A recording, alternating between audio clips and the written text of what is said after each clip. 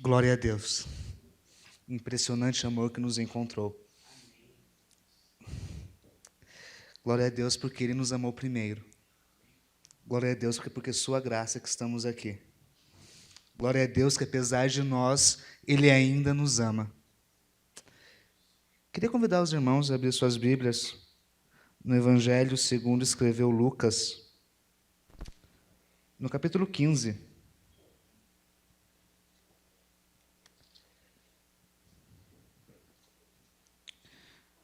Nós vamos ler alguns versículos aqui.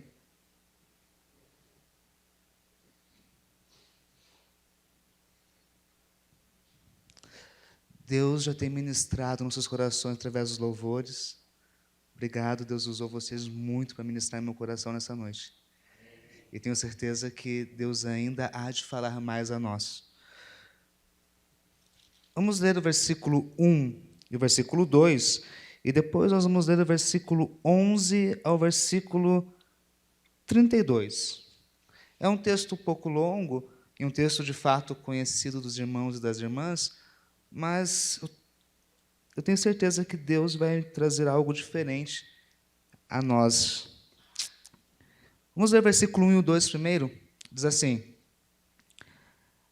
Aproximavam-se de Jesus todos os publicanos e pecadores para o ouvir, e murmuravam os fariseus e os escribas, dizendo: Este recebe pecadores e come com eles. Vamos ler agora a partir do versículo 11. Diz assim: Continuou: Certo homem tinha 2 filhos. O mais moço deles disse ao pai: Pai, dá-me a parte dos bens que me cabe, e ele lhes repartiu os haveres.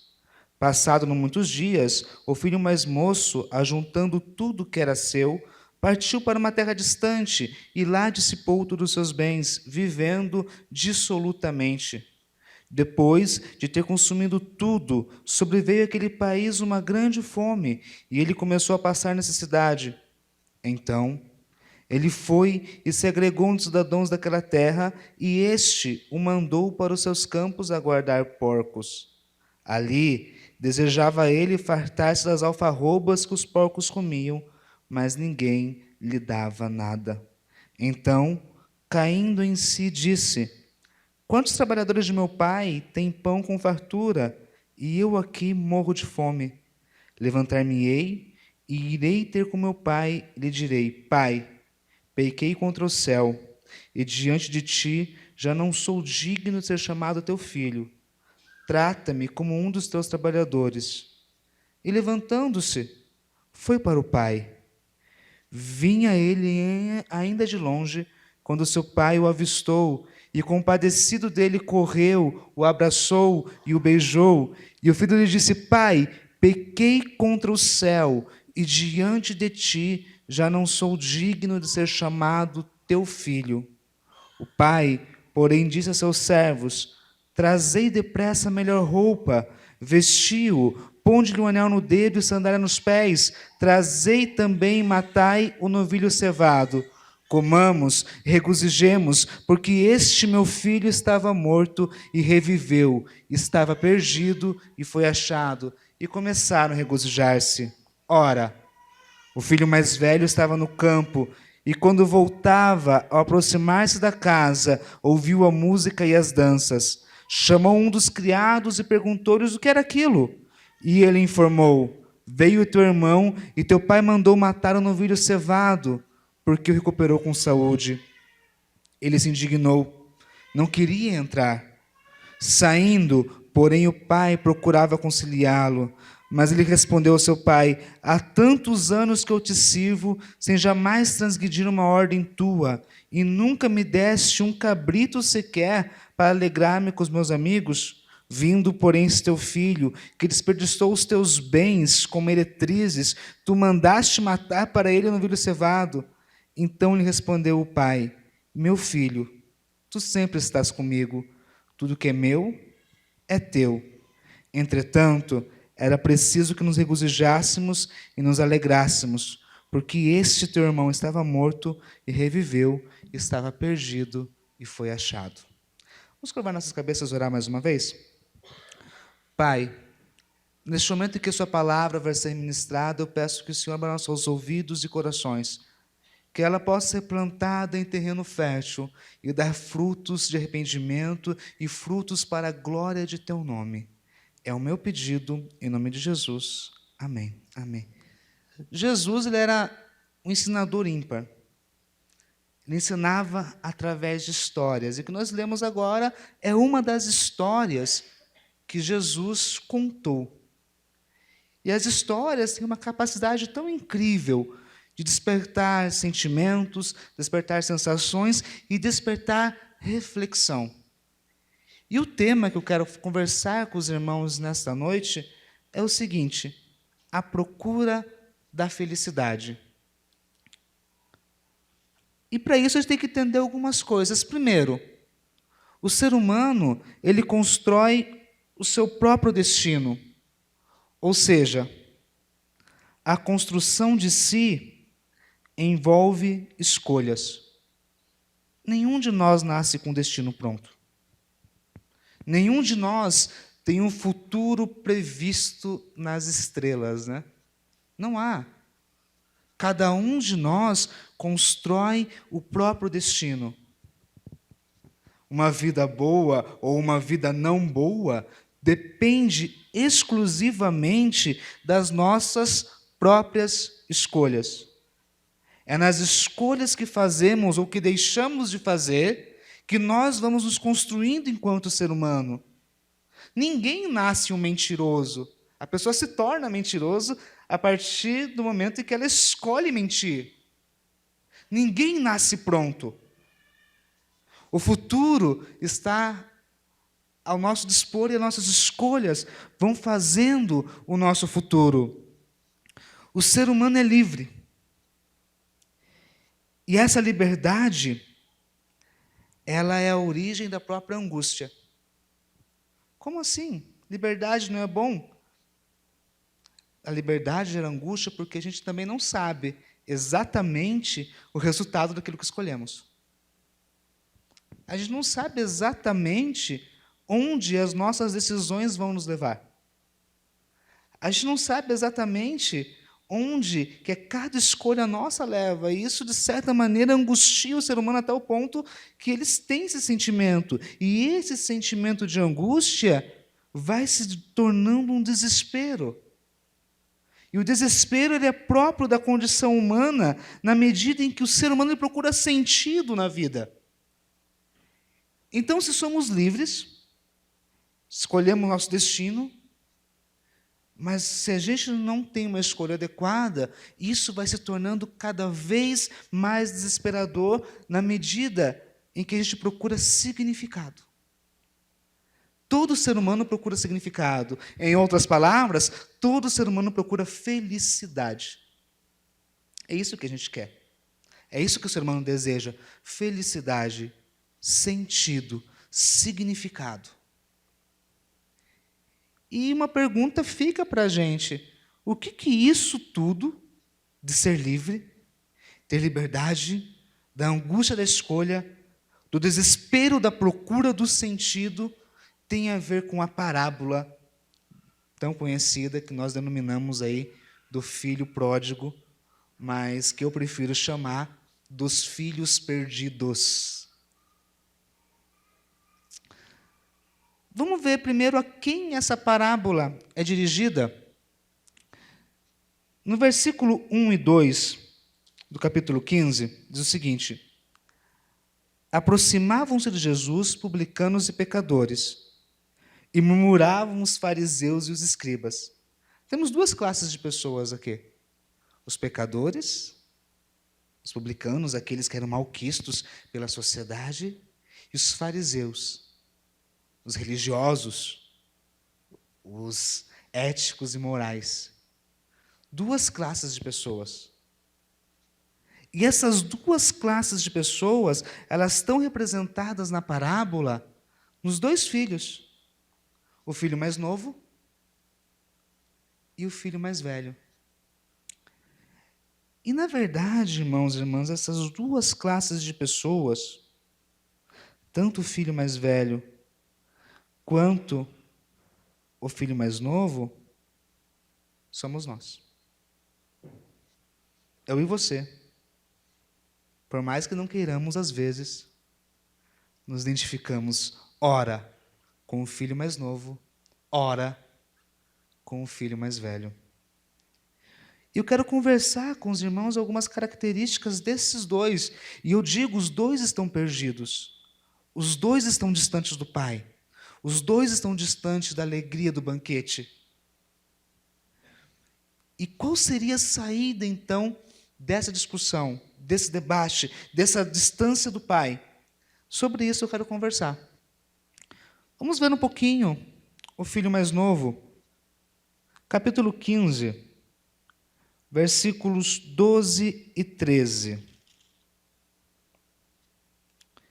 O mais novo disse ao pai: Pai, dá-me a parte dos bens que me cabe. E ele o repartiu. Passado não muitos dias, o filho mais novo ajuntou tudo que era seu, partiu para uma terra distante e lá dissipou todos os seus bens, vivendo dissolutamente. Qual que é o caminho que ele escolhe?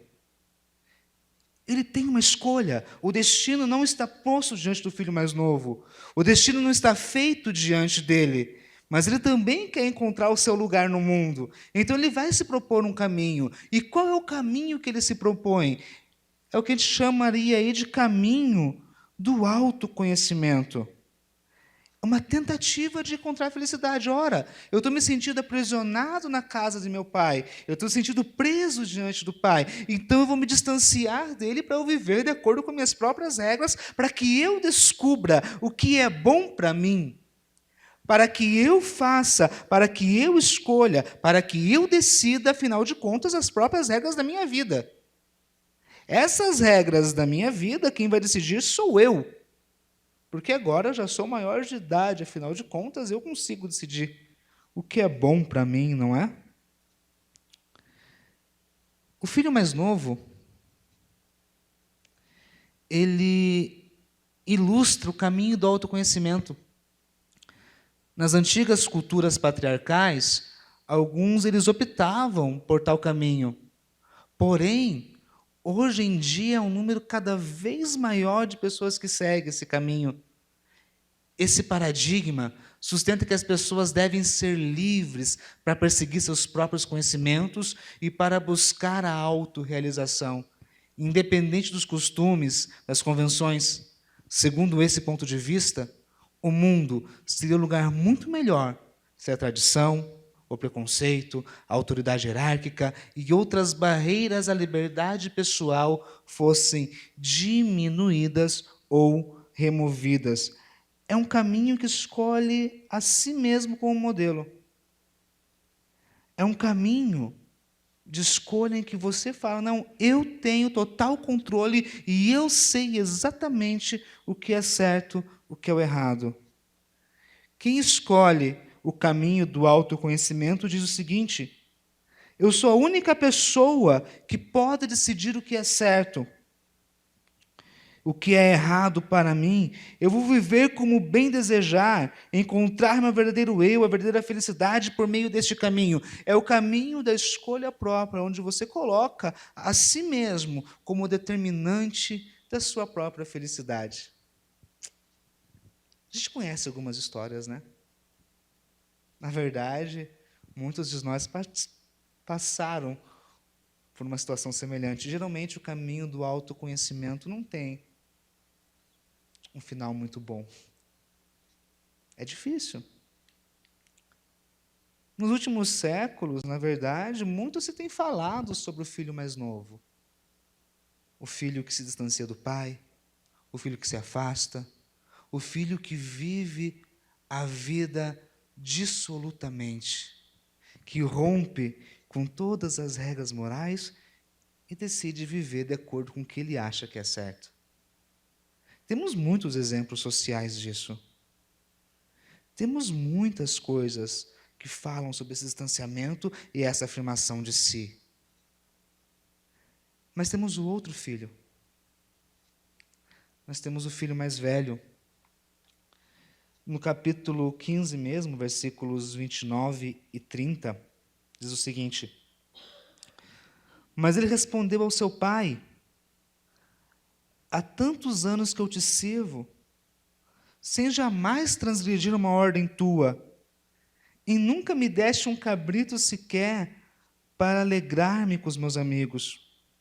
Porém, vindo esse filho que desperdiçou seus bens com prostitutas, tu mandaste matar para ele o novilho cevado. Esse filho mais velho não vive uma vida dissoluta. Pelo contrário, ele vive uma vida de moralidade regrada. Possui ética, moral. Tenta fazer as coisas certas, não é? Porém, o caminho que esse filho mais velho escolhe, que é esse caminho da moral. Os fariseus, nos tempos de Jesus, acreditavam que como eram um povo escolhido por Deus, apenas conseguiriam manter sua posição de abençoados e receber a salvação final por meio da estrita obediência à Bíblia. Tem inúmeras variedades desse paradigma, mas todas elas acreditam na priorização da vontade de Deus e nas normas da comunidade à frente da realização pessoal. Segundo esse ponto de vista, só conseguimos ser bem-sucedidos na felicidade e o mundo conseguirá ser feito correto por meio da retidão moral. É claro que existirão falhas, mas quando elas acontecerem, seremos julgados pela abjeção e pela intensidade do arrependimento. Conforme esse raciocínio, mesmo ao falhar, temos que manter uma certa dignidade moral. A minha moralidade é superior, porque eu faço tudo certinho. Eu consigo fazer certinho. É aquele que diz: eu não faço o que eu desejo, mas o que a tradição diz, o que a comunidade determina. É a tentativa de uma vida moral para encontrar a felicidade. Só que eu tenho uma notícia para dar. Os dois estão perdidos. Tanto o caminho que visa a afirmação de si, escolher as próprias regras, escolher as próprias decisões, está equivocado, ele está perdido. Tanto aquele que diz que vai escolher a moralidade e vai viver uma ética, ele está perdido. Por quê? Por que os dois estão perdidos? Por que os dois estão distantes? Porque nenhum dos filhos amava o pai de verdade. Ambos usavam o pai para seus próprios fins egoístas, em vez de amá-lo, em vez de desfrutar da companhia dele, em vez de servi-lo para o seu próprio bem. Isso equivale a dizer que você pode se rebelar contra Deus e permanecer alienado em relação a ele, tanto ao quebrar as suas regras, quanto a obedecer a todas elas de forma diligentemente. Em outras palavras, é possível estar perdido de Deus, mesmo trabalhando para Ele. Mesmo quem está distante de Deus, e aqueles que aparentemente estão próximos de Deus, se não amar a Deus, os dois continuam perdidos. O que leva a gente a pensar a uma definição muito maior do que é o pecado. Pecado não é uma questão de moralidade, mas antes é uma questão de alienação. A alienação é tornar Deus distante de mim. É quando eu perco o sentido do que eu estou fazendo.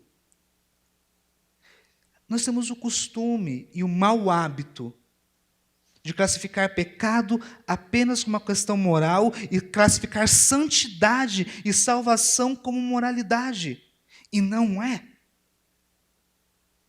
Não é. Pecado é tudo aquilo que me faz distanciar de Deus, que me aliena de Deus, que me distancia dele, que faz com que cada vez eu fique mais distante dessa graça maravilhosa. É uma nova classificação de pecado. Eu não estou dizendo que vamos viver uma vida dissoluta, mas por que você faz o bem? Por que fazemos o bem? Fazemos o bem por uma questão moral? Para encontrar o favor de Deus? Ou fazemos o bem porque amamos a Deus? Porque o sentido está sempre em Deus. A salvação está sempre em Deus. Dele vem a salvação. E além do mais, aquele que vive no caminho somente moral e ético e não vê a graça de Deus, ele vive numa constante situação de desespero porque ele percebe que ele não consegue ser moral o suficiente. Sabe? Eu posso estar falando aqui, tem pessoas que se sentem culpadas por vários pecados que fazem. Estou falando, tem pessoas que se sentem mal por várias coisas que fazem. Porque tenta seguir o caminho só da ética, não entendeu ainda que a graça de Deus te basta. Ao filho mais novo, o pai fala: perdoados estão os teus pecados. Ao filho mais velho, o pai fala: a minha graça te basta. É isso. Porque ambos estão errados. Ambos estão perdidos. Ambos estão distantes do Pai. Ambos tentam algo do Pai. Contudo, os dois são amados pelo Pai. Os dois são amados pelo Pai. E os dois estão convidados ao banquete do Pai. 15:25, a parte B. Quando se aproximou da casa, ouviu a música e a dança. Música e dança é sempre sinônimo de festa e de alegria. O banquete do Pai. Ambos precisam redescobrir a Deus. Não como um rival, não como alguém pronto a punir, não como um juiz que julga, mas como Pai, que de braços abertos espera seus filhos. Espera aquele que está caminhando distante geograficamente, mas também espera que está tão perto, contudo tão longe. O Pai espera de braços abertos. O Pai convida ao banquete. A diferença, gente, há uma grande diferença entre acreditar que Deus é divino e gracioso e ter uma nova compreensão dentro do coração da afabilidade e da beleza dessa graça e dessa divindade. A diferença entre acreditar que Deus é gracioso e experimentar a graciosidade de Deus é semelhante entre a crença racional de que o mel é doce e ter a noção exata de tamanha doçura. É um convite.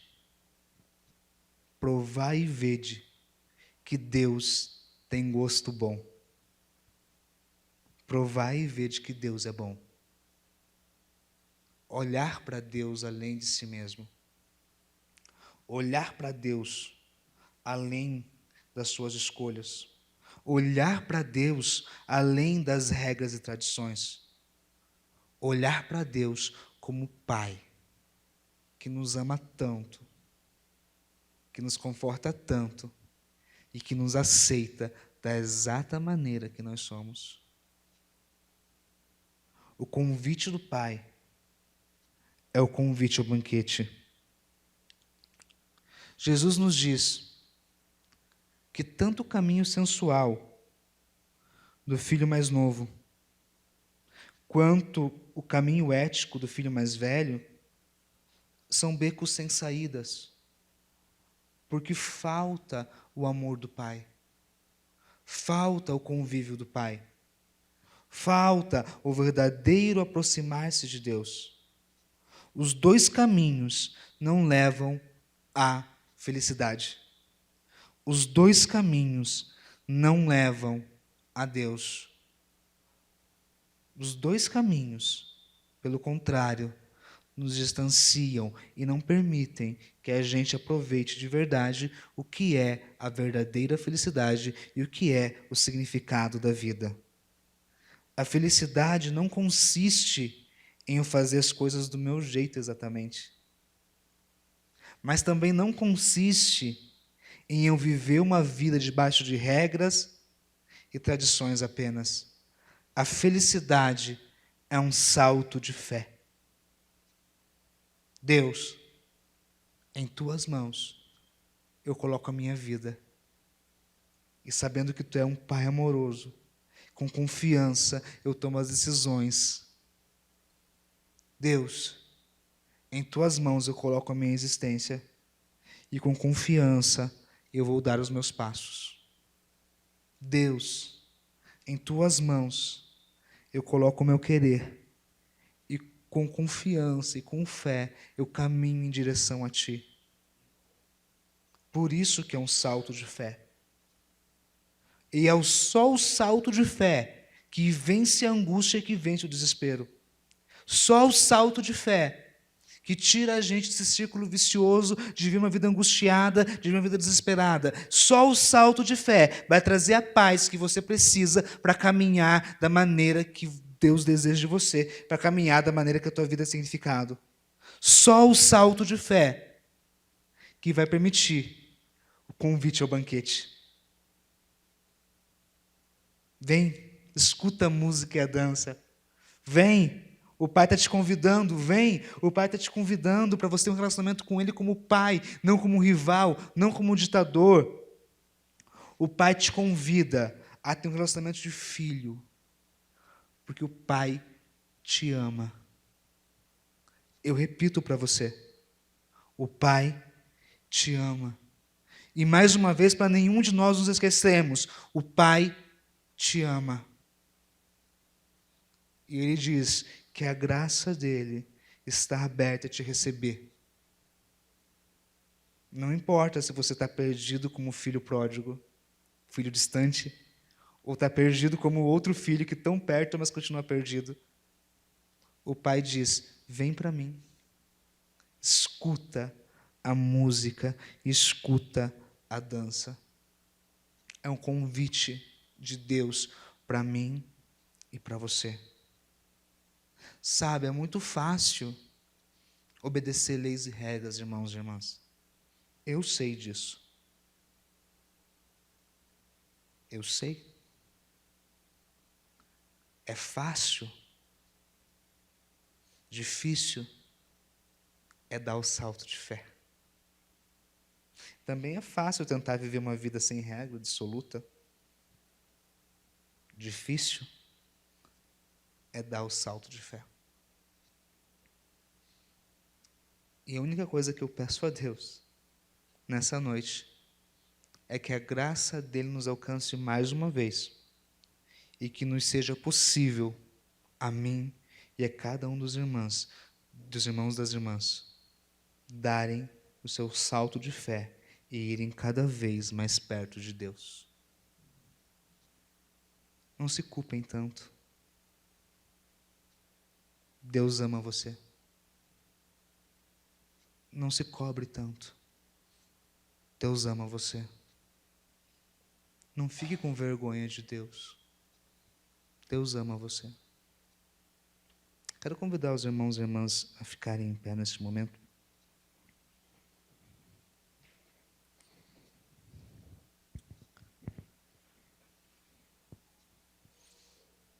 Eu, sinceramente, não sei qual a situação de cada um.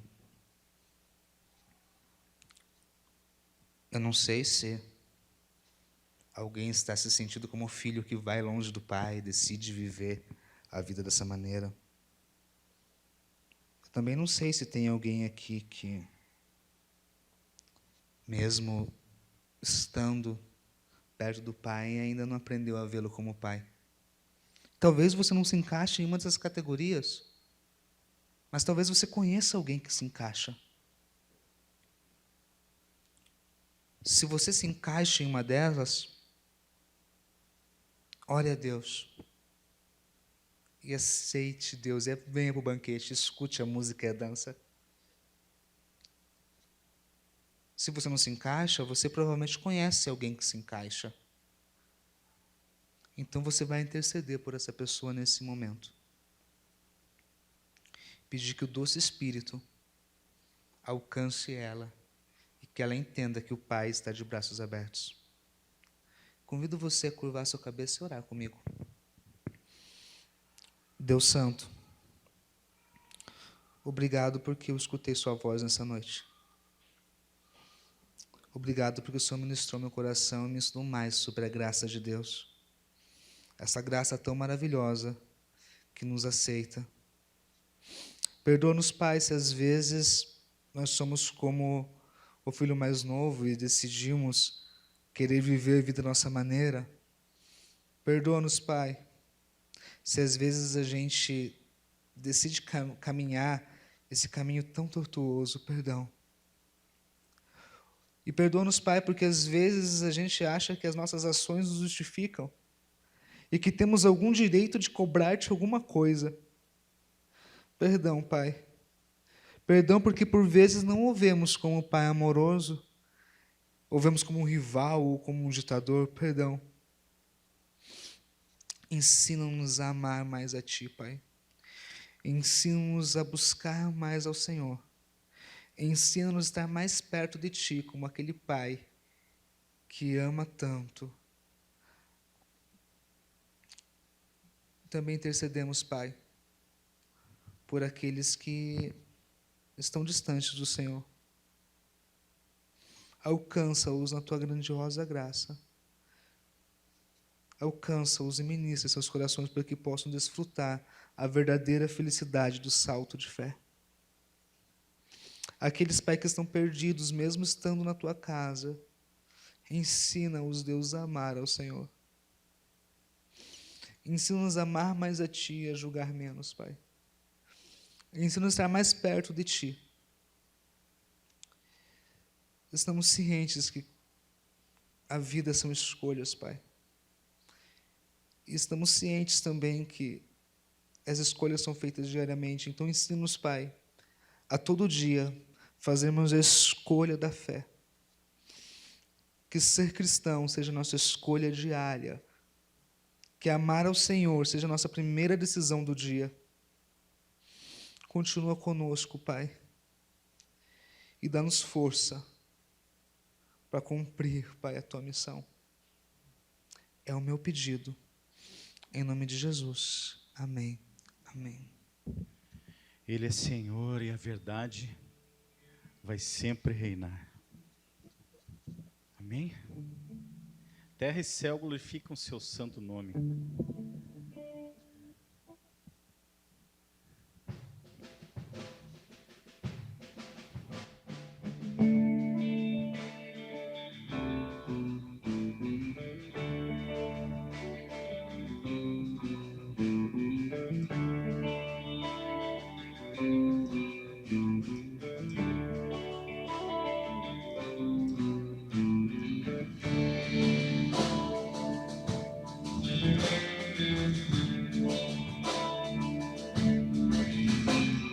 Ele exaltado, o Rei, exaltado no céu, eu louvarei. Ele exaltado para sempre, exaltado seu nome, eu louvarei.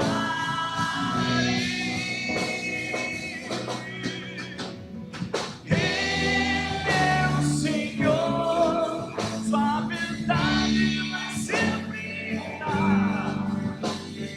Terra e céu glorificam seu santo nome. Exaltado Rei, exaltado